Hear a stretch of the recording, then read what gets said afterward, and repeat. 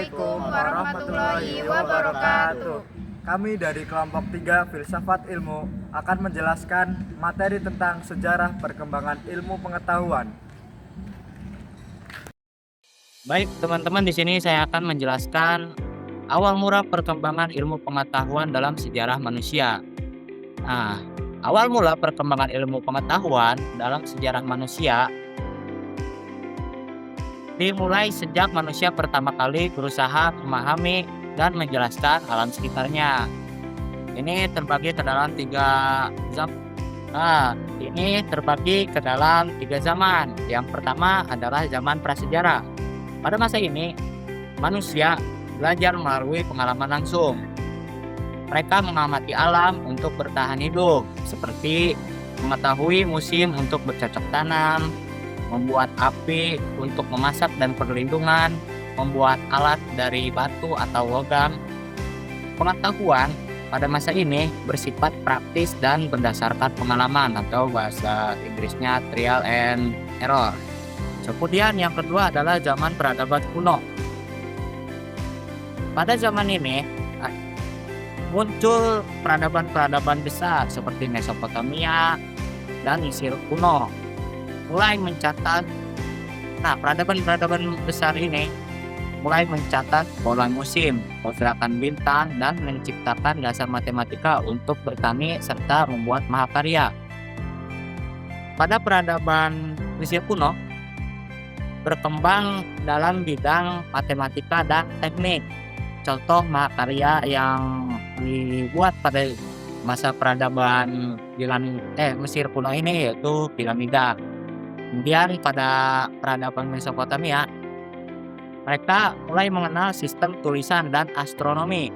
Kemudian pada zaman Yunani kuno, mulai muncul pemikiran rasionalis dan filsafat. Tokoh-tokoh penting yang muncul pada masa peradaban Yunani kuno ini seperti Thales, Aristoteles, dan kemudian yang ketiga adalah peradaban Islam, maju ke peradaban Islam pada abad pertengahan. Pada masa ini, ilmu berkembang pesat melalui penerjemahan dan penelitian. Buku-buku atau ilmu-ilmu yang sudah didapat dari zaman-zaman sebelumnya, dari peradaban sebelumnya seperti Yunani, Mesir, dan Mesopotamia, mulai dikembangkan melalui penerjemahan, kemudian diteliti lebih lanjut. Nah, tokoh-tokoh penting yang muncul pada zaman ini atau pada peradaban ini seperti Ibnu Sina, beliau muncul di kedokteran. Kemudian Al-Khawarizmi, yang lahir di Al-Jabar, soal matematika. Mereka mengembangkan metode observasi dan eksperimen. Baik, di sini saya akan melanjutkan penjelasan. Saya akan menjelaskan tentang pengertian ilmu pengetahuan dari zaman kuno hingga zaman modern. Pada zaman kuno itu, ilmu pengetahuan mulai berkembang dari hasil pengamatan manusia terhadap alam. Bangsa-bangsa seperti Yunani, India, Mesir, dan Cina sudah mengenal berbagai ilmu dasar seperti matematika, astronomi, kedokteran, dan filsafat. Para filsuf Yunani mulai menggunakan pemikiran rasional untuk memahami alam semesta. Selanjutnya, pada zaman pertengahan, ilmu pengetahuan banyak dipengaruhi oleh agama. Di dunia Islam, ilmu pengetahuan berkembang pesat melalui penerjemah karya-karya Yunani dan penelitian baru dari bidang ekonomi, astronomi, dan filsafat.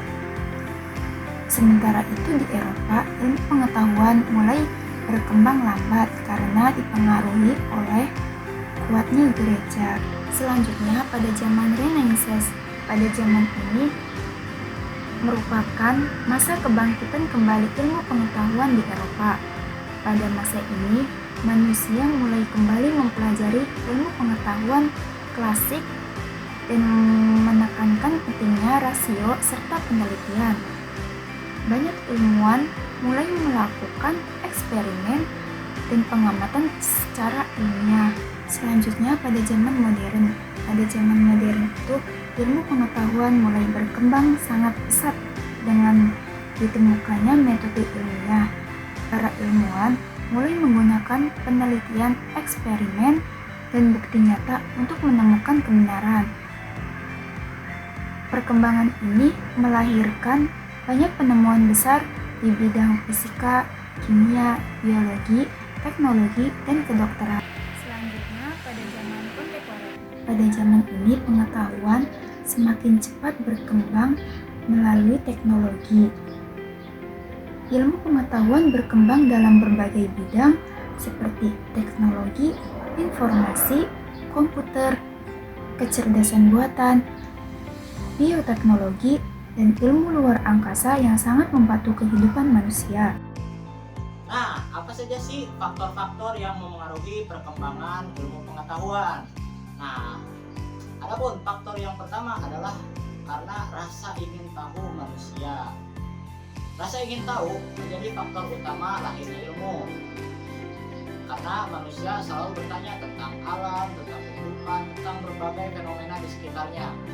Sehingga mendorong penelitian dan penemuan-penemuan baru. Kemudian faktor yang kedua adalah karena kebutuhan hidup. Kebutuhan untuk bertahan hidup seperti bercocok tanam, berdagang, berobat, dan membangun tempat tinggal. Nah, hal-hal tersebut mendorong manusia mengembangkan ilmu pengetahuan dan teknologi. Nah, selanjutnya yang nomor 3 yaitu perkembangan filsafat dan pola pikir rasional.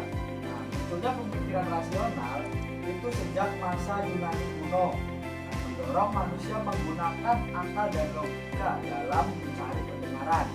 Filsafat menjadi dasar lahirnya metode ilmiah. Terus yang keempat yaitu peradaban dan kebudayaan. Kemajuan suatu peradaban sangat mempengaruhi perkembangan ilmu. Misalnya pada keemasan Islam di Baghdad, banyak ilmuwan yang melakukan penelitian dan penerjemahan karya-karya ilmiah. Selanjutnya, dukungan politik dan ekonomi. Pemerintah atau penguasa yang mendukung pendidikan dan penelitian akan mempercepat perkembangan ilmu. Stabilitas ekonomi juga kemungkinan pendanaan untuk riset dan pendidikan. Yang keenam, kemajuan teknologi penentuan alat seperti mesin cetak, teleskop, mikroskop, hingga komputer mempercepat penyebaran dan perkembangan ilmu pengetahuan. Yang ketujuh, interaksi dan pertukaran budaya, hubungan antar bangsa melalui perdagangan dan penjajahan, kemungkinan bertukar ide dan pengetahuan sehingga ilmu berkembang lebih cepat. Di sini saya akan menjelaskan tentang peran filsafat dalam perkembangan ilmu pengetahuan. Nah, yang pertama itu peran filsafat terhadap ilmu pengetahuan yaitu sebagai dasar berpikir rasional. Jadi pada masa Yunani kuno, para filsuf mulai meninggalkan penjelasan mitos dan beralih kepada pemikiran akal atau rasio.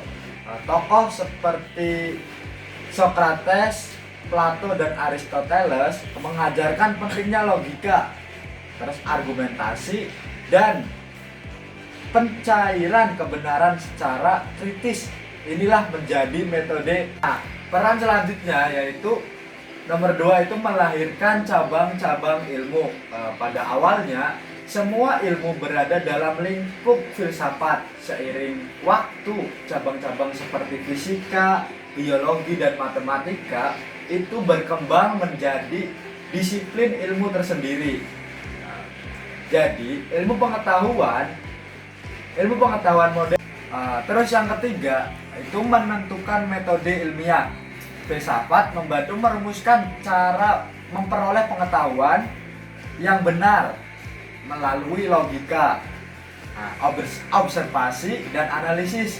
Dari sinilah muncul metode ilmiah yang digunakan dalam penelitian modern. Nah, yang keempat yaitu mengkaji hakikat dan batas ilmu. Filsafat juga bertanya tentang apa itu kebenaran, bagaimana cara memperoleh pengetahuan, apa batasan ilmu. Nah, pertanyaan-pertanyaan ini membantu ilmu berkembang secara lebih kritis dan terarah. Peran yang terakhir yaitu memberi landasan etika ilmu. Nah, filsafat itu berperan dalam menentukan nilai dan etika dalam penggunaan ilmu pengetahuan. Misalnya dalam teknologi, bidang kedokteran, dan penelitian. Sekian dari kelompok kami, kurang-kurangnya mohon maaf. Wassalamualaikum warahmatullahi wabarakatuh.